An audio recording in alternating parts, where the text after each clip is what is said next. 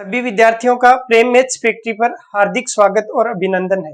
दोस्तों, हम statics topic पढ़ रहे थे और ये जो स्टैटिक्स टॉपिक है, संख्या की जो टॉपिक है, ये आपके विभिन्न प्रकार के एग्जामों के लिए बहुत ही ज्यादा लाभदायक है। विद्यार्थियों, चाहे आप कोई सी भी एग्जाम देते हैं जहाँ पे आपके सिलेबस में अगर स्टैटिक्स लिखा हुआ है तो वहां पे दो प्रकार के प्रश्न आपसे पूछे जाने की संभावना है। एक तो थ्योरेटिकल पार्ट से और दूसरा न्यूमेरिकल पार्ट से। तो हम सबसे पहले थ्योरेटिकल पार्ट पढ़ रहे हैं, क्योंकि कई बार एग्जाम में सीधा थ्योरी का क्वेश्चन आ जाता है कि प्राथमिक डाटा किस प्रकार के होते हैं या प्राथमिक डाटा की निम्न में से कौन सी एक विशेषता नहीं है। तो प्राथमिक डाटा मोटा मोटी देखें तो वह डाटा जो हम डायरेक्ट पहली बार कलेक्ट करते हैं वो प्राथमिक डाटा कहलाते हैं, और सेकेंडरी या द्वितीयक डाटा वे डाटा होते हैं जिन्हें किसी अन्य व्यक्ति ने सबसे पहले कलेक्ट किया था और उसके माध्यम से हम अपने यूज में उनको ले रहे हैं, तो हमारे लिए वो द्वितीयक डाटा होते हैं। जैसे मान लीजिए कोई वैज्ञानिक है और उसने कोई नई वस्तु या नई कोई खोज की है तो वह उसके लिए प्राथमिक डाटा होगा। लेकिन कोई विद्यार्थी अगर किसी किताब से पढ़ाई कर रहा है, इसका मतलब वो किताब उसके लिए द्वितीयक डाटा होगी। अब प्राथमिक और द्वितीयक डाटा में अपन ने 3-4 अंतर पढ़ लिए थे। अगला जो डिफरेंस है, अंतर है, वो ये है कि प्राथमिक जो डाटा है उनके कलेक्शन करने की मतलब संग्रहण की निम्नलिखित विधियां होती है। आप लिखेंगे प्राथमिक डाटा या प्राथमिक समांकों के संग्रहण की निम्नलिखित विधियां होती है। अब ये कौन सी विधियां होती है? तो मुख्य रूप से 5 विधियां होती है। हो सकता है आपको अलग अलग बुक में इनके थोड़े बहुत मिलते जुलते नाम अलग मिल जाएं, लेकिन मुख्य रूप से ये 5 विधियां हैं, इनको ही अलग अलग नामों से कई जगह लिखा जाता है। तो सबसे पहले आप लिखेंगे इस साइड में प्राथमिक समांकों वाले में प्रत्यक्ष व्यक्तिगत अनुसंधान विधि। सबसे पहले लिखेंगे प्रत्यक्ष व्यक्तिगत अनुसंधान विधि। अब जैसे इसका नाम है कि प्रत्यक्ष, इसका मतलब आपको डायरेक्ट आपके आंखों के सामने कोई घटना घटित हो रही है और आप वहां पे व्यक्तिगत मतलब आप स्वयं वहां पे पधारे हैं और आप स्वयं वहां पे पधारने के बाद में डाटा कलेक्ट कर रहे हैं। अनुसंधान विधि का मतलब हो गया कि आप कोई रिसर्च कर रहे हैं। जैसे उदाहरण के लिए मान लीजिए किसी क्षेत्र में कोई नई मतलब धात्विक खनिज है वो मिला है। अब वहां पे न्यूज रिपोर्टर जाता है और वह स्वयं वहां पे जाकर देखता है कि वहां पे खनन का कार्य हो रहा है और उस खान से जैसे अभ्रक निकल रहा है, तो वह दूसरे दिन न्यूज में छापेगा कि इस खनन क्षेत्र से अभ्रक का जो खनन कार्य किया जा रहा है। तो वो उस व्यक्ति के लिए कौन सी विधि होगी? सबसे पहले वह प्रत्यक्ष रूप से गया, तो प्रत्यक्ष और व्यक्तिगत रूप से स्वयं वहां पे उपस्थित हुआ है तो व्यक्तिगत, और अनुसंधान विधि वह स्वयं वहां पे जाके अनुसंधान कर रहा है। इसका मतलब प्रत्यक्ष है, आंखों के सामने घटना घटित हुई और उसने स्वयं वहां पे देखा है और अपनी आंखों से देख के उसने न्यूज़पेपर में वो न्यूज छापी है, तो वो हो गई प्रत्यक्ष व्यक्तिगत अनुसंधान विधि। ठीक है, आपको इसके बारे में ज्यादा डिटेल से नहीं पूछा जाएगा, एग्जाम में ऐसा नहीं पूछा जाएगा कि बताइए प्रत्यक्ष व्यक्तिगत अनुसंधान विधि क्या है। नहीं, आपको इतना ध्यान रखना है कि ये क्या होती है, केवल इसकी समझ आपको होनी चाहिए। दूसरी विधि लिखेंगे अप्रत्यक्ष मौखिक अनुसंधान विधि। प्रत्यक्ष का मतलब तो हो गया आंखों के सामने, अप्रत्यक्ष का मतलब हो गया आंखों से परे। मतलब कहां पे कहीं या कहीं जगह पे कोई घटना घटित हुई, अब आपने आंखों से तो नहीं देखा लेकिन आपने मौखिक अनुसंधान मतलब आपने मुख से बातचीत करके किसी व्यक्ति को उसके बारे में पूछा है। जैसे उदाहरण के लिए मान लीजिए कोई सड़क है और उस सड़क के किनारे मान लीजिए कोई बिल्डिंग है और वो बिल्डिंग ढह गई। ठीक है, अब ढहने के बाद में वहां पे लोग उपस्थित हुए और उपस्थित होके वो वहां पे उपस्थित व्यक्तियों को पूछते हैं। जैसे कोई न्यूज रिपोर्टर आया और वहां पे उपस्थित व्यक्तियों को पूछता है कि ये घटना कैसे घटित हुई, तो उसने गिरते हुए तो नहीं देखा लेकिन लोगों ने जैसा बताया वैसा उसने न्यूज में छाप दिया, तो वो हो गई अप्रत्यक्ष। मतलब उसने लोगों को पूछा और उसके बाद में उसको छाप दिया।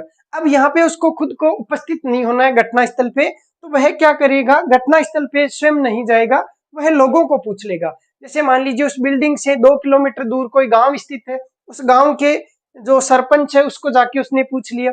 मान लीजिए कि आपको सगाई के लिए जाना है, जैसे अब आप लड़की के घर पे तो गए नहीं और आप गांव के सरपंच के पास चले गए और सरपंच के पास में जाके उसको अच्छे से पूछ लिया कि भाई बताइए फला फला घर में ये लड़की है, कैसी है, व्यवहार में कैसी है, एजुकेशन कैसी है।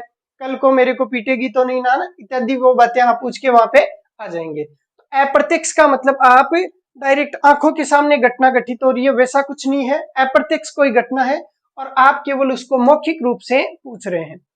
उसके बाद में है स्थानीय स्रोतों से सूचना प्राप्ति। अब आप सोच रहे होंगे कि स्थानीय स्रोतों से सूचना प्राप्ति कैसे हो सकती है। तो कई बार आप न्यूज देखते हैं तो टीवी में ऐसा होता है अक्सर कि हमारे संवाददाता मतलब स्थानीय स्रोतों से या गुप्त सूत्रों से ये सूचना हमें प्राप्त हुई है या संवाददाता से हमें ये सूचना प्राप्त हुई है। तो जैसे मान लीजिए कि कोई टीवी न्यूज वाला है, जी न्यूज वाला है, तो उस जी न्यूज वाला के रिपोर्टर अलग अलग शहरों में होते हैं। अब किसी शहर में कोई घटना घटित हुई तो वो जो रिपोर्टर है वह जाके और मेन जो हेड ऑफिस है उसको खबर देता है। अब हेड ऑफिस ने उस रिपोर्टर के माध्यम से न्यूज कलेक्ट करी और उसको छाप दिया। तो स्थानीय का मतलब हो गया वहां पे स्थान विशेष पे या शहर में, प्रत्येक अलग अलग शहर में कोई व्यक्ति था, स्थान विशेष पे कोई व्यक्ति था और उस स्थानीय व्यक्ति ने आपको कोई सूचना दी, तो वो आपके लिए हो गया स्थानीय स्रोत। ठीक है, जो गुप्त सूत्र होते हैं वो यही होते हैं कि स्थानीय स्रोत। ठीक, जैसे जासूस होता है या फिर मान लीजिए खबरी जो होता है वो खबर देता है, तो वो हो गया आपके लिए स्थानीय स्रोत।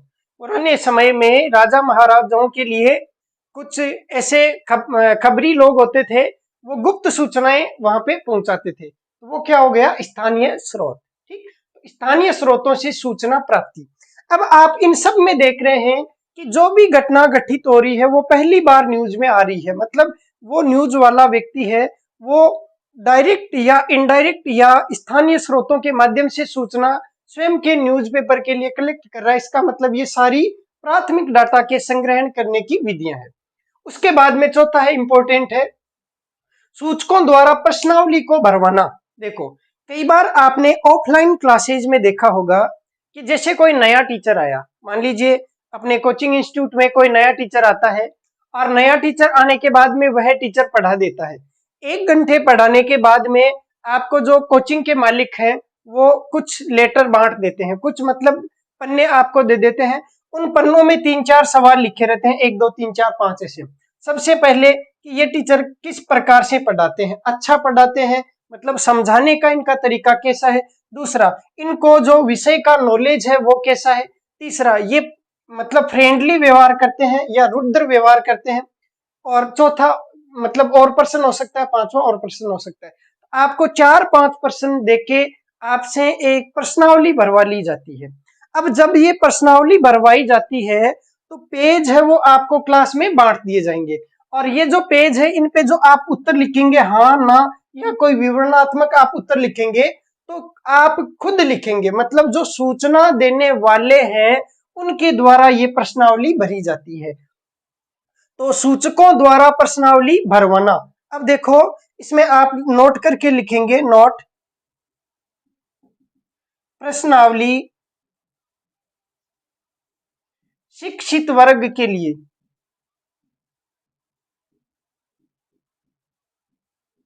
काम में ली जाती है।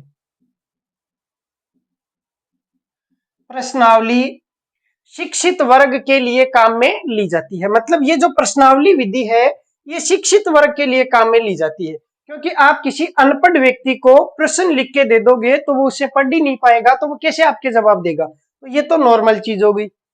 दूसरी चीज, जो सूचना देने वाले हैं तो सूचक, तो सूचना देने वाले हो गए सूचक, तो सूचकों द्वारा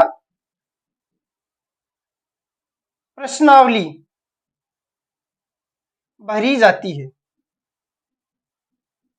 मतलब आप सूचना देने वाले हैं तो जो सूचना प्रदाता होते हैं उनके द्वारा प्रश्नावली भरी जाती है। जैसे मुझे मान लीजिए सूचना चाहिए कि जो विज्ञान के टीचर हैं वो कैसा पढ़ाते हैं, तो मैं सारे स्टूडेंट्स को एक एक पेज बांट दूंगा। अब ये जो स्टूडेंट्स है वो हो गए सूचक और ये स्टूडेंट्स उस प्रश्नावली को भर के मुझे देंगे, इसका मतलब सूचक जो है उनके द्वारा ये प्रश्नावली भरी जाती है। तो ये हो गई चौथी विधि, सूचकों द्वारा प्रश्नावली भरवाना। और पांचवा आप देखेंगे, प्रगणकों द्वारा अनुसूचियों को भरना। प्रगणक का मतलब क्या होता है, देखो गणना करने वाले, गणक का मतलब होता है गणना करने वाले, और प्रग इसके उपसर्ग लग गया इसका मतलब हो गया कि व्यवस्थित गणना करने वाले प्रगणक। जैसे आपने देखा होगा कि जब जनगणना होती है तो कुछ टीचर मतलब शिक्षक जो है वो आपके घर पे आते हैं और आपके घर पे आके वो कुर्सी पे बैठने के बाद में आपसे पूछते हैं कि आपके परिवार में कुल सदस्य कितने हैं, कुल सदस्य कितने हैं, उन सब के आप नाम बताएंगे और उसके बाद में जेंडर बताएंगे, उसके बाद में उनकी एज बताएंगे और उसके बाद में उनकी एजुकेशन क्वालिफिकेशन है वो बताएंगे और उसके बाद में ऑक्यूपेशन मतलब व्यवसाय बताएंगे और उसके बाद में आपसे पूछा जाएगा कि इनमें से कौन कौन व्यक्ति ऐसे हैं जो विदेश में नौकरी करते हैं। ठीक है, क्योंकि विदेश में नौकरी करने वाले कितने हैं, मान लीजिए दूसरे स्टेट में नौकरी करने वाले कितने हैं, वो सारी सूचनाएं आपसे लिखी जाएगी, सबकी उम्र लिखी जाएगी, सबका एजुकेशन है क्वालिफिकेशन है वो भी लिखा जाएगा, ऑक्यूपेशन है व्यवसाय है वो लिखा जाएगा। और ऐसे ही जब पशु गणना होती है तो उसमें भी सेम ऐसा ही होता है। आपके घर पे कोई व्यक्ति जो प्रगणक है मतलब गणना करने वाला है, व्यवस्थित गणना करने वाला है, वह व्यक्ति आएगा और वह स्वयं अपने रजिस्टर में ये सारी चीजें नोट करेगा। तो जब जनगणना होती है तो ऐसा तो नहीं होता ना कि आपके घर पे एक पेज बांट दिया, नहीं ऐसा नहीं होता। वह जो शिक्षक आपके घर पे आए हैं वह स्वयं ये चीजें भरेंगे। इसका मतलब प्रगणक जो है उसमें अनुसूचियों को कौन भरता है, तो गणना करने वाले प्रगणक स्वयं भरते हैं। तो इसमें आप अलग से नोट करेंगे, नोट इस विधि में प्रगणकों द्वारा अनुसूचियों को भरना, इस विधि में प्रगणकों द्वारा स्वयं स्वयं अनुसूचियों को भरा जाता है। अनुसूची का मतलब होता है लिस्ट, अनुसूचियों को भरा जाता है। यह विधि शिक्षित एवं अशिक्षित, यह विधि शिक्षित एवं अशिक्षित दोनों प्रकार के वर्ग के लिए उपयोगी है। यह विधि शिक्षित एवं अशिक्षित दोनों प्रकार के वर्ग के लिए उपयोगी है। ठीक, तो ये हो गया भाई। तो इसमें आप उदाहरण लिख सकते हैं, जनगणना, इसमें एग्जाम्पल लिख सकते हैं जनगणना। जनगणना जो होती है वो इसी विधि से होती है। इसमें आप उदाहरण लिख सकते हैं, क्लास में टीचर का फीडबैक लेना, क्लास में टीचर का फीडबैक लेना और स्थानीय स्रोतों से सूचना प्राप्ति। इसमें आप उदाहरण लिख सकते हैं,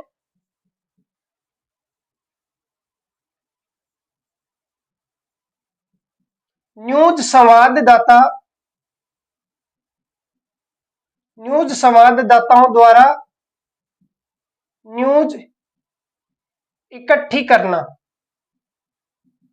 ठीक, अब ये आपके मोर देन इनफ है, इससे ज्यादा आपको बिल्कुल भी नहीं पढ़ना है, क्योंकि स्टैटिक्स वैसे देखें तो एक पूरा सब्जेक्ट होता है, लेकिन आपको इतना ज्यादा नहीं पढ़ना है। कंपटीशन एग्जाम में इससे ज्यादा पूछने की उम्मीद नहीं है और पिछले कई साल के एग्जाम पेपर देखते हैं तो उनमें इनसे बाहर कुछ भी अभी तक नहीं पूछा गया है। तो हम इतना ही इसमें पढ़ने वाले हैं कि प्राथमिक समांकों के लिए ये 5 विधियां हैं।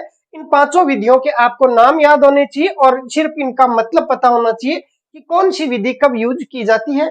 और सबसे इंपॉर्टेंट ये है कि प्रगणक विधि में प्रगणक स्वयं सूचना भरते हैं, किसको में, अनुसूचियों में, और जो सूचकों द्वारा प्रश्नावली भरवानी है इसमें जो सूचक है वो प्रश्नावली को भर के आपको देते हैं। बस ये इन दोनों में डिफरेंस है। अब इधर आते हैं द्वितीयक समांकों में। द्वितीयक समांकों में कलेक्ट करने की 2 विधियां हैं। कौन कौन सी? पहली तो है प्रकाशित स्रोत से और दूसरी है अप्रकाशित स्रोत से। क्योंकि आप सब जानते हैं कि जो द्वितीयक डाटा है वो हम स्वयं खोज नहीं करेंगे, हम बना बनाया खाना खाने वाले हैं। इसका मतलब हम किसी अन्य व्यक्ति से वो सूचना प्राप्त करेंगे। जैसे हो सकता है मान लीजिए आपने न्यूज़पेपर से पढ़ के कोई सूचना प्राप्त की, या आपने किसी वेबसाइट से कोई सूचना पढ़ी, या कोई नोटिफिकेशन आया हो, जैसे आरपीएससी का या यूपीएससी का कोई नोटिफिकेशन आया हो तो उसको आपने पढ़ा। इसका मतलब वो तो कौन सा हो गया? प्रकाशित स्रोत।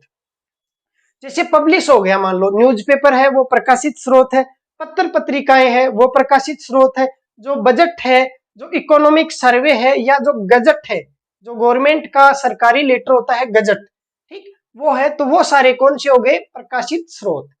अब दूसरा है अप्रकाशित स्रोत। ये आप सारी चीजें आसानी से समझ सकते हैं। अप्रकाशित का मतलब है कि हमें सूचना तो दे रहे हैं लेकिन उनका पब्लिकेशन अभी तक नहीं हुआ है। जैसे मान लीजिए मैं आपको क्लास में पढ़ाता हूं और आपको नोट्स लिखवा देता हूं, तो वो क्या है, अप्रकाशित स्रोत है। मैंने उनको पब्लिश नहीं कराया है। अगर मैं इन नोट्स को पब्लिश करा के किताब छाप देता और किताब छापने के बाद में वो किताब आपको देता, तब तो हो जाता प्रकाशित स्रोत। लेकिन मैंने किताब की छपाई नहीं की है, इसका मतलब वो कौन से है, अप्रकाशित स्रोत है। अब मान लीजिए कि मैं हाथ से लिख के आपको नोट्स दे देता हूं, तो वो कौन से होते हैं, तो वो अप्रकाशित स्रोत में ही आते हैं। ठीक है, तो आप लिखेंगे प्रकाशित स्रोत और अप्रकाशित स्रोत। प्रकाशित स्रोत में आप एग्जाम्पल लिख सकते हैं कौन कौन से, न्यूज़पेपर, पत्र पत्रिकाएं। ये जो पत्र पत्रिकाएं आती है ना, जैसे महिलाएं खरीदती है, जो मतलब व्रत की कथाएं वगैरह इत्यादि होती है, वो सारी प्रकाशित स्रोत में होती है। जैसे रामायण है, गीता है, ये सारी प्रकाशित स्रोत है। और जैसे गजट है और बजट है, क्योंकि बजट है वो प्रकाशित हो जाता है, किताबों में छप जाता है। जो सरकार की गवर्नमेंट किताब आती है, जैसे राजस्थान में देखें तो सूजस जो आती है, तो उसमें वो बजट छप के आता है, इसका मतलब वो प्रकाशित स्रोत है। और बजट, गजट और इकोनॉमिक सर्वे मतलब आर्थिक सर्वे, ये सारे कौन से हैं, प्रकाशित स्रोत है। ठीक, और ये हमने खुद ने कलेक्ट नहीं किए हैं, ये गवर्नमेंट के किसी कर्मचारियों ने कलेक्ट किए हैं, उसके बाद में यहाँ पे छाप दिए। अब हम छपी छपाई चीज को पढ़ते हैं, इसका मतलब ये हमारे लिए द्वितीयक डाटा होंगे। और द्वितीयक डाटा में भी किस प्रकार के स्रोत से, प्रकाशित स्रोत से कलेक्ट किए हुए द्वितीयक डाटा होंगे। तो ये तो हो गया भाई प्राथमिक और द्वितीयक डाटा में अंतर। ठीक है, इसके बाद में हम कुछ टर्म्स है उनको पढ़ेंगे, तो आप इसको पहले नोट कर लीजिए।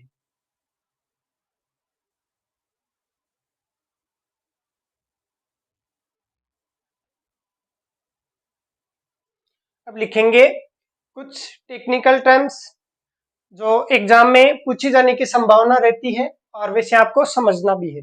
लिखेंगे समंकों का संपादन। देखो संपादन का मतलब क्या होता है, तो पत्रिका में आपने देखा होगा कि एक संपादक होता है।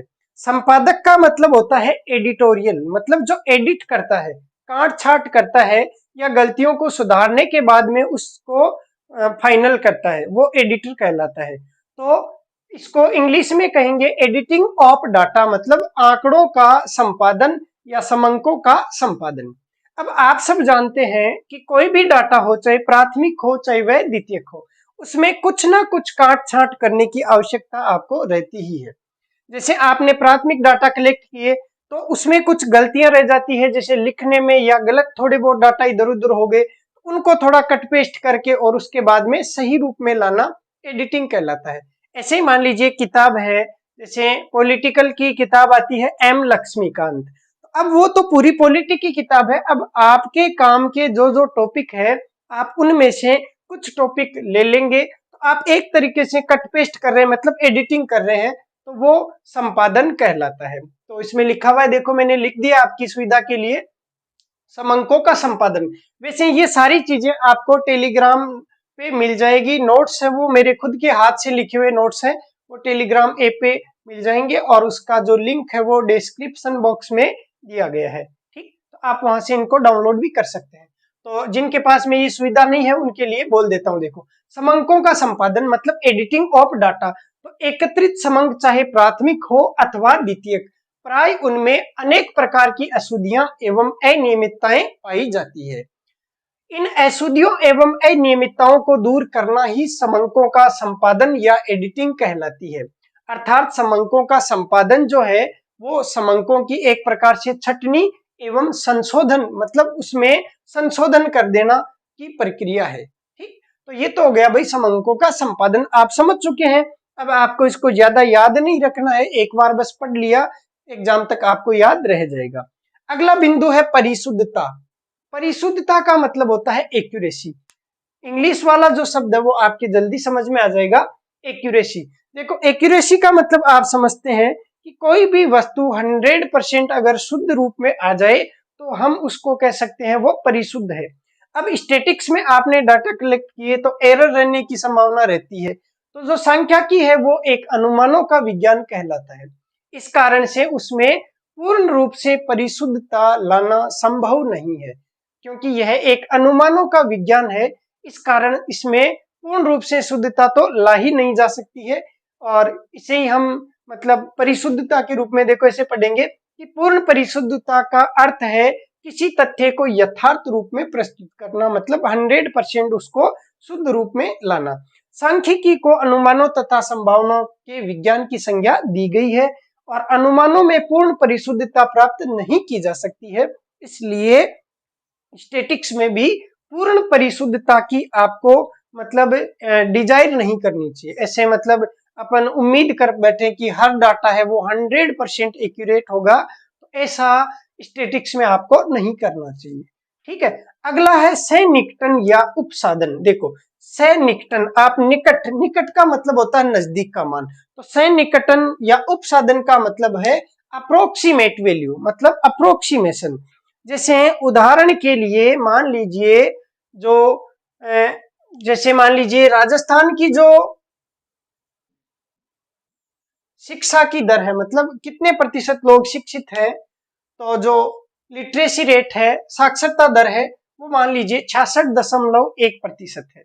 अब आप इसको ऐसे कह सकते हैं कि गांव में जैसे बातचीत करते हैं तो गांव में ऐसे तो नहीं कहेंगे ना कि भाई 66.1% लोग हैं वो शिक्षित है, ऐसा नहीं कहेंगे। तो फिर वो इसको एक अप्रोक्सीमेट वैल्यू ले लेंगे और वो या तो ऐसा करेंगे कि वो 66% है ये कहेंगे कि 66% लोग हैं वो पढ़े हुए हैं, या फिर इसका ज्यादा अप्रोक्सीमेशन कर देंगे तो वो कहेंगे कि राजस्थान में 60% लोग पढ़े लिखे हैं।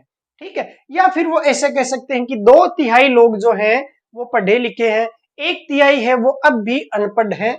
ऐसा अपने अप्रोक्सीमेट वैल्यू ले ली, मतलब पॉइंट वाली वैल्यू को छोड़ दो और इसके नजदीक की कोई वैल्यू ले लो, वो अप्रोक्सीमेशन या उपसाधन या सन्निकटन कहलाता है।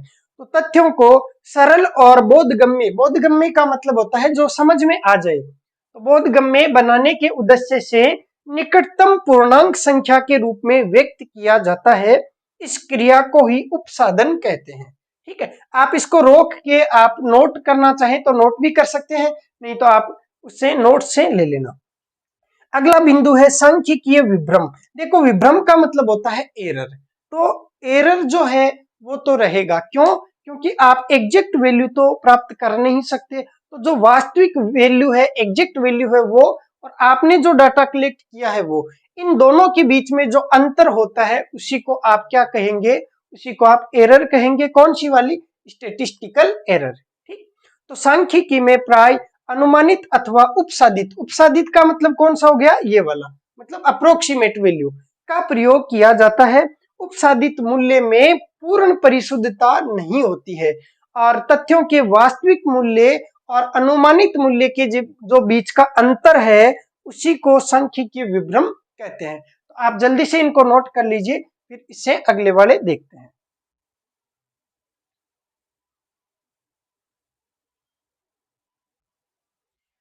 अगला बिंदु लिखेंगे अशुद्धि तथा सांख्यिकीय विभ्रम में अंतर। तो अभी आपने जिसे पढ़ा है कि सांख्यिकीय जो विभ्रम है वो क्या होता है, तो जो वास्तविक मान और जो आपने डाटा कलेक्ट किए हैं उन दोनों के बीच में जो डिफरेंस होता है वो सांख्यिकीय विभ्रम है।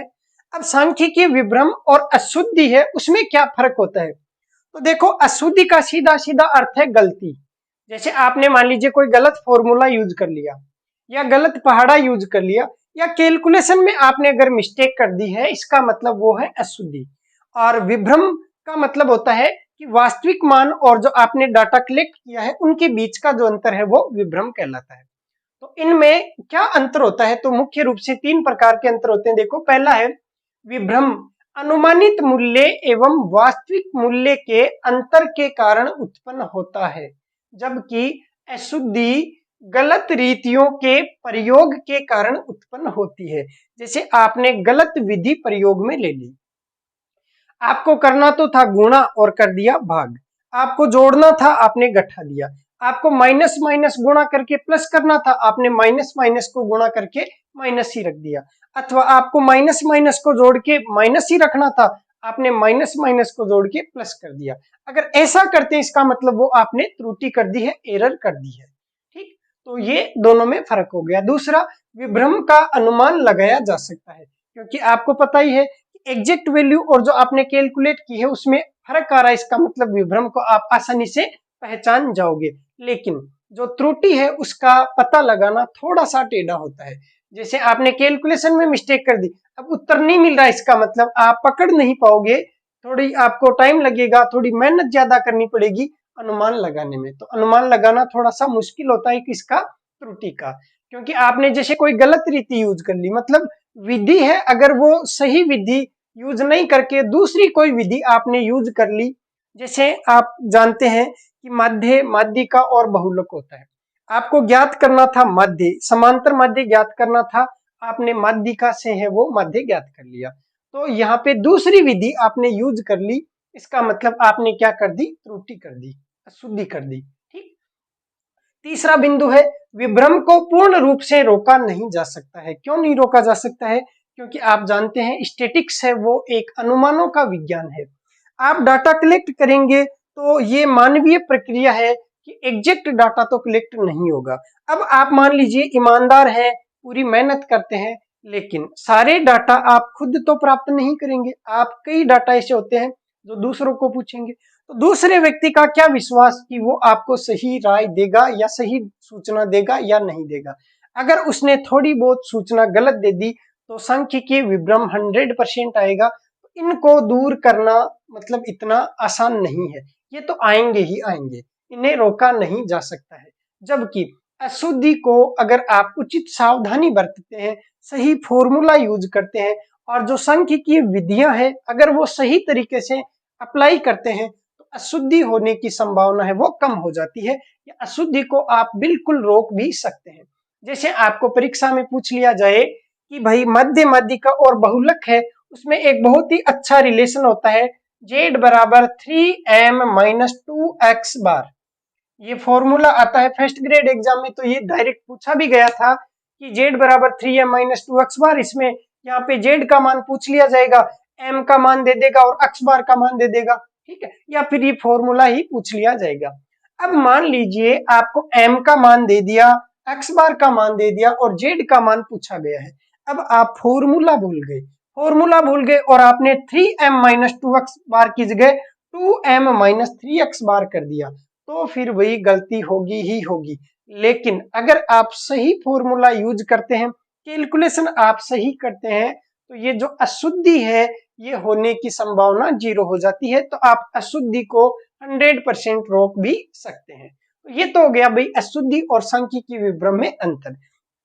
थ्योरी का पार्ट है, एक बार मैंने बोल के आपको समझा दिया, एक बार आप एग्जाम से 1-2 दिन पहले जल्दी से इसको 10 मिनट में सारी चीजें जो थ्योरिटिकल पार्ट है उसको पढ़ लेना, ठीक है। बाकी इसमें ज्यादा दिमाग आपको नहीं लगाना है, सवाल आएगा तो आपका सही हो जाएगा, आपकी इतना आइडिया दिमाग में आ ही जाएगा।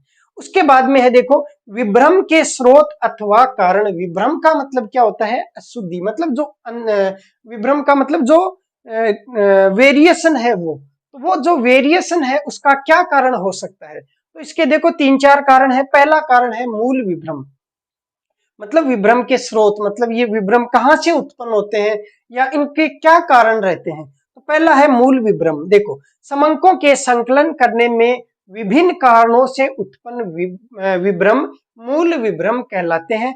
अब ये क्या क्या कारण हो सकते हैं, तो ये अनुपयुक्त सांख्यिकीय इकाई, जैसे मान लीजिए आपको किलोमीटर में कोई वस्तु लेनी थी, आप किलोमीटर में कोई दूरी लेनी थी और आपने उसको किलोमीटर की बजाय मीटर में ले ली।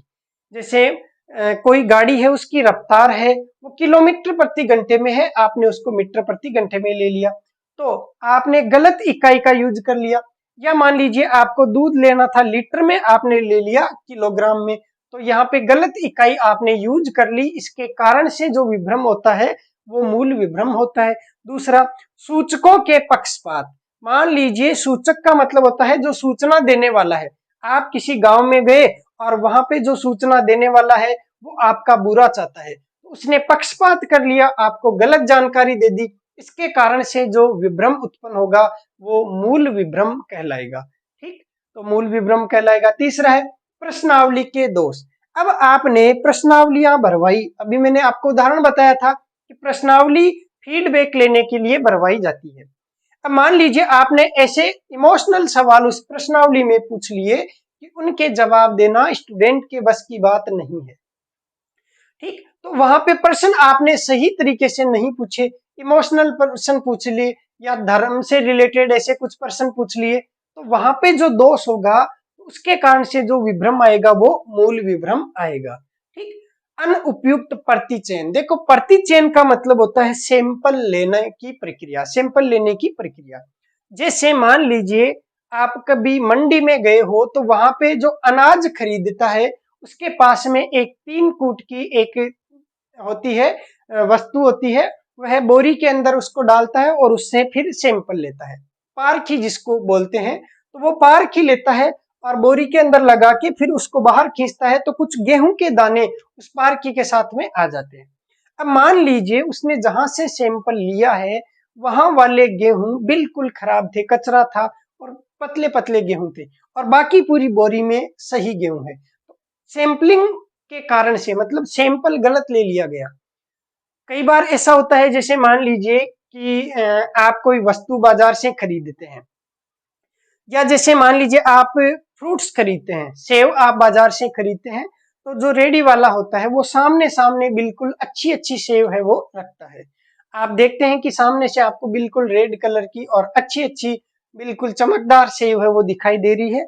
अब आपने क्या किया कि वहां से सामने से सैंपल देखा, वो गलत हो गया, उसके जस्ट पीछे जितनी भी सेव है वो सारी खराब है। अब आपने सेव खरीद ली, वो पीछे की साइड से आपको सेव दे देता है और इसके कारण से गलत सेव आप खरीद लेते हैं। तो वहां पे एक एरर आ गई, वो एरर क्या कहलाएगी? मूल विभ्रम या मेन जो एरर है वो कहलाएगी। तो अगर आप अनुपयुक्त मतलब उपयुक्त प्रतिचयन, उपयुक्त सैंपल नहीं लेते हैं तो उसके कारण से भी ये मूल विभ्रम उत्पन्न होता है। तो आपको देखो, अभी मैं एग्जाम में आए हुए 2-3 सवाल आपको लिखाने वाला हूं, उन सवालों में डायरेक्ट यहां से सवाल पूछे गए हैं, इस कारण से ये चीजें लिखवा रहा हूं।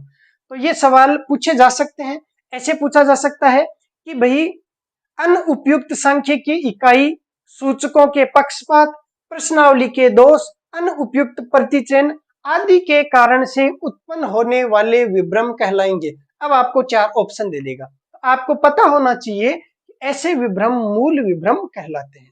ठीक, दूसरा है अपर्याप्त विभ्रम। देखो मूल में तो क्या हो गया, मूल इकाई गलत ले ली, या फिर मान लीजिए जो सूचना देने वाला उसने पक्षपात कर दिया, या फिर मान लीजिए जो सैंपल लिया है वो अनुपयुक्त है, सही सैंपल नहीं लिया, तो इस कारण से जो है, या फिर प्रश्नावली में प्रश्न ही ऐसे पूछ लिए जिनका उत्तर देना सही नहीं है, तो ऐसे जो विभ्रम है वो तो हो गए मूल विभ्रम। अब दूसरे हैं अपर्याप्त विभ्रम। देखो जैसा नाम है वैसे ये हो जाएंगे। अपर्याप्त का मतलब आप समझते हैं कि इनसफिशिएंट।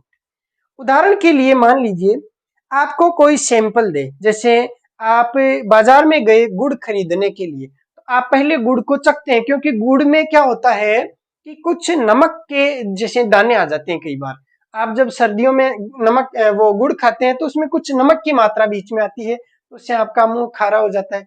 अब दुकान वाले ने आपको सैंपल दिया गुड़ की, इतनी सी डली, बिल्कुल छोटी सी, जीभ पे रखी, पता ही नहीं चल पाया कि ये गुड़ मीठा है या खारा है। या मान लीजिए आप बाजार में सेव खरीदने गए, तो कई बार वो उसको थोड़ा सा काट के आपको खिलाता है। अब उसने इतना छोटा टुकड़ा काटा कि आप पहचान ही नहीं पाए उसका स्वाद कैसा है। या मिठाई वाली कोई दुकान है, मिठाई वाली दुकान पे जाके आप कहते हैं कि थोड़ा टेस्ट करो, अब वो इतना छोटा टुकड़ा देता है कि आप महसूस ही नहीं कर पाएंगे कि उसका स्वाद सही है या नहीं है। तो कम मतलब सैंपल तो लिया लेकिन वो पर्याप्त नहीं है, अपर्याप्त है। अपर्याप्त सैंपल के कारण से जो त्रुटि होती है वो कहलाती है अपर्याप्त विभ्रम। तो इसमें लिखा हुआ है बहुत छोटे आकार के प्रतिदर्श। प्रतिदर्श का मतलब होता है सैंपल। देखो प्रतिचयन का मतलब होता है सैंपल लेने की प्रक्रिया, और प्रतिदर्श का मतलब होता है सैंपल। तो बहुत छोटे आकार के सैंपल, प्रतिदर्श अथवा अपर्याप्त सूचना के कारण उत्पन्न होने वाले विभ्रम अपर्याप्त विभ्रम कहलाते हैं। कई बार मान लीजिए सूचना अपर्याप्त प्राप्त हुई है। जैसे उदाहरण के लिए मान लीजिए आपको कोई जैसे लेटर आया हुआ है, उसका जवाब भेजना है राज्य सरकार को। अब मान लीजिए उसमें सूचना अपर्याप्त है, उसमें लिख दिया कि आपको ये पत्र लिखा गया था पूर्व में और इसके रेफरेंस में आपका अभी तक कोई जवाब नहीं आया है। तो आप देखेंगे कि भाई इस लेटर में तो कौन सी सूचना वो मांग रहा है। अब उसने पुराने कोई लेटर का रेफरेंस दिया है, वो लेटर आपके पास में पहुंचा ही नहीं है। अब आप कितना ही ढूंढ लो, चाहे आपके पास में पता ही नहीं चलेगा आपको कि मुझे क्या सूचना है वो गवर्नमेंट को भिजवानी है। तो ऐसी कंडीशन कई बार गवर्नमेंट कर्मचारियों के साथ में आ जाती है। तो अपर्याप्त सूचना मतलब उसने सही बताया नहीं कि वो क्या चाहता है, या फिर जो सूचना देने वाला है उसने इतनी कम सूचना आपको दी है कि आप उस सूचना के माध्यम से पता ही नहीं कर पाएंगे कि भाई ये सही है अथवा गलत है। ऐसे जो विभ्रम है वो अपर्याप्त विभ्रम कहलाते हैं। जल्दी से इनको नोट करेंगे, फिर उसके बाद में इससे अगला देखेंगे।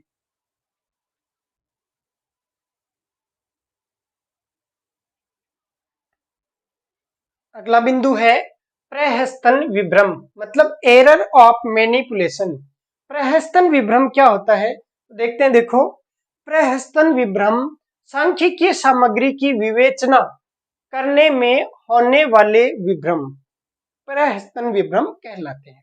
मतलब जब आप सांख्यिकीय सामग्री या सांख्यिकीय इकाई है उसकी विवेचना करते हैं, जो सांख्यिकीय डाटा है उसकी विवेचना करते हैं, तो विवेचना के कारण से होने वाले, विवेचना करने में होने वाले जो एरर है, जो विभ्रम है, वो प्रहस्तन विभ्रम कहलाते हैं।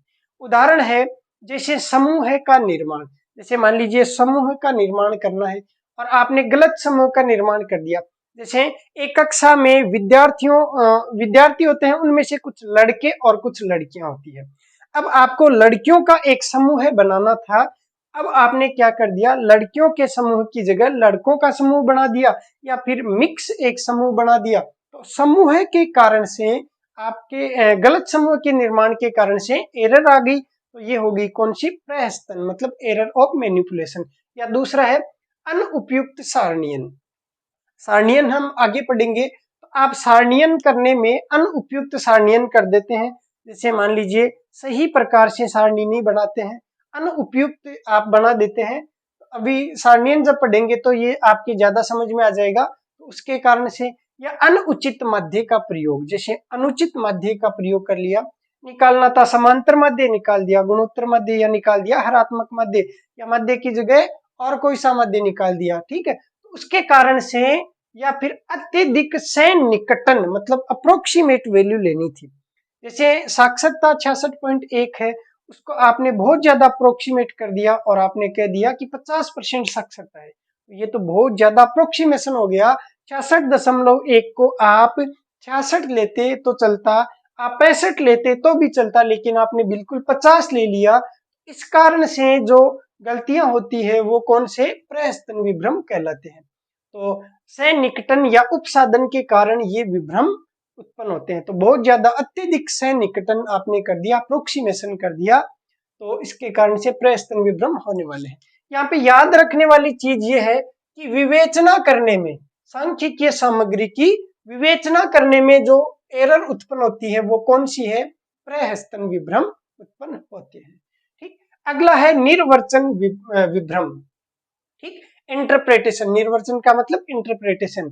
तो समंकों से उचित निष्कर्ष निकालते समय, मैंने शुरुआत में बताया था कि लास्ट स्टेज क्या होती है, इंटरप्रेटेशन, डाटा का इंटरप्रेटेशन, मतलब डाटा इंटरप्रिटेशन। जैसे आप डीआई पढ़ते हैं, आप प्रतिशतता में एक वो सारणियों वाले सवाल आते हैं, 5 सवाल एक साथ होते हैं कि निर्देश 1 से 5। ठीक, तो जो डाटा इंटरप्रिटेशन वाला पार्ट है, डीआई वाला पार्ट है, उसमें लास्ट में निष्कर्ष जो है वो लिखा जाता है। जैसे एक शहर है या मान लीजिए एक फैक्ट्री है, उस फैक्ट्री में 5 साल के जो उत्पादन है, जैसे गेहूं है, या फिर मान लीजिए प्रोडक्ट वो कोई बनाती है, जैसे कार बनाती है, दुपहिया वाहन बनाती है, और उसके बाद में और कोई खिलौने बनाती है, तो उनमें जो वृद्धि है, कमी है या कुल उत्पादन है, उसको एक सारणी के माध्यम से दर्शाया गया है। तो जो फाइनल रिजल्ट निकाला, निष्कर्ष निकाला, अगर उसमें निष्कर्ष निकालते वक्त आपने सांख्यिकीय असावधानी बरती है या निष्कर्ष निकालने में एक अनुभवी आदमी का होना बहुत ही ज्यादा आवश्यक है। तो वहां पे अनुभवहीनता के कारण से अगर कोई विभ्रम उत्पन्न हो जाए तो वो कौन सा कहलाएगा? निर्वचन विभ्रम। इसका बहुत अच्छा उदाहरण मैं आपको देता हूं, फिर ये हमेशा याद रहेगा। मान लीजिए कि आपको सगाई करनी थी, अब आपने यार दोस्तों से तो पूछ लिया लेकिन दादाजी से नहीं पूछा। तो ध्यान रखना, ओल्ड इज गोल्ड, आपने कहावत सुनी होगी। तो दादाजी से नहीं पूछा और कल को अगर वो आपको परेशान करेगी, आपका रिश्ता टूटेगा, तो आपको पता चलेगा कि भाई अनुभवहीनता के कारण से मैंने ये रिश्ता कर लिया और अब यहाँ पे ये दिक्कतें आ रही है। तो आपको दादाजी याद आएंगे और याद आएगा कि अनुभवहीनता के कारण से ऐसी दिक्कत आई है। तो वो कौन सा है? निर्वचन विभ्रम, मतलब एरर ऑफ इंटरप्रिटेशन। ठीक, तो ये हो गए विभ्रम के प्रकार। अब एग्जाम में सवाल कैसे आते हैं? तो दो सवाल मैंने आपको लिखे हैं, ये दोनों सवाल एग्जाम में पूछे गए हैं। पहला सवाल है कि अनुभवी एवं पक्षपात रहित व्यक्ति द्वारा, अनुभवी एवं पक्षपात रहित व्यक्ति द्वारा तथ्यों का निर्वचन करवाने से या निर्वचन करने से कौन सा विभ्रम दूर किया जा सकता है? तो अभी आपने पढ़ा है कि जो निर्वचन विभ्रम होता है वो अनुभवहीनता के कारण से उत्पन्न होता है। ठीक है, या फिर मान लीजिए सांख्यिकीय असावधानी आपने बरती है उसके कारण से होता है। तो जब आप अनुभवी व्यक्ति को वहां पे यूज कर लेंगे, उससे आप निष्कर्ष निकलवाएंगे, तो कौन से प्रकार का विभ्रम नहीं रहेगा, उसको दूर किया जा सकता है। तो आप सब जानते हैं कौन सा? निर्वचन विभ्रम। तो ऑप्शन हो जाएगा सी। ठीक, तो आपने देखा कि इतना ध्यान रह गया कि अनुभवहीनता के कारण से निर्वचन विभ्रम होता है, तो अनुभवी व्यक्ति के कारण से ये विभ्रम दूर किया जा सकता है। ठीक, अगला सवाल है सांख्यिकीय सामग्री की विवेचना की गलती के कारण से उत्पन्न होने वाला विभ्रम है। तो मैंने बताया था कि विवेचना, विवेचना शब्द देखो कहां पे है? यहाँ पे। तो सांख्यिकीय सामग्री की विवेचना के कारण उत्पन्न होने वाला विभ्रम कौन सा होता है? एरर ऑफ मैनिपुलेशन, मतलब कौन सा? प्रहस्तन विभ्रम। ठीक, तो ऑप्शन नंबर हो जाएगा सी, यहाँ पे प्रहस्तन विभ्रम उत्पन्न होता है। तो ये थ्योरेटिकल का पार्ट था, और थ्योरेटिकल जो पार्ट है इसमें आपको थोड़ा इसको पढ़ लेना है एक दो बार, और उसके बाद में आपको कोई भी दिक्कत आएगी नहीं। धन्यवाद, बाकी हम पढ़ेंगे अगली क्लास में।